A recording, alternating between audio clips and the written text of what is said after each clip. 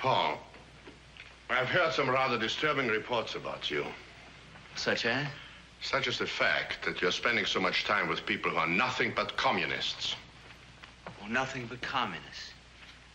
Well, maybe there's nothing but communism for people who aren't afraid to think.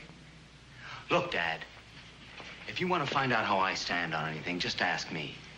Don't waste your time by listening to a lot of stool pigeons. You don't know what you're saying, Paul. You don't know what communism really means. No, but I'm learning. And what I'm learning makes more sense to me now than anything I've ever learned before. Your world is dying, Dad, and it's burying itself in the dry rot of imperialism and colonialism. Communism is building a new world right in front of your eyes, and you can't see it. I saw communism at work before you were born, Paul. I remember the horrible, senseless violence, the bitterness. I saw the terror in Kiel and Berlin. You remember a man named Hitler? That's where your violence came from. But people like you couldn't see that either until it was too late. Paul, let's not quarrel about history. Think about America, our country. It's been good to us. Where else could all this happen? I remember when you made that speech at a 4th of July picnic when I was about 12. And it sounded great then.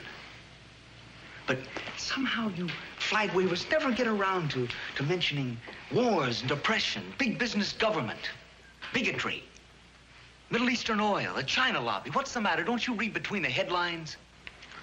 No matter what you say, Paul, and no matter how big our problems are, there's still the most important thing of all. We have freedom here. Freedom to make what we can of our own lives. Freedom to conform. Freedom to make the proper responses when somebody pushes the propaganda buttons.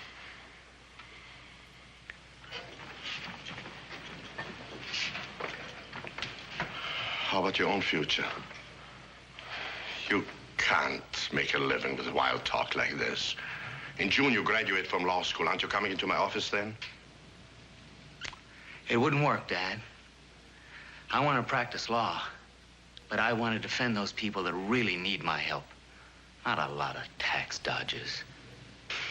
I'll make out all right. You'd be surprised how many people feel the same as I do about this. We're just not buying the red baiting line anymore. That's what happens to the people in Russia and China. Rat baiting. Oh, get with it, Dad. Who do you think worked out the mathematics for the Sputnik? A bunch of discontented peasants?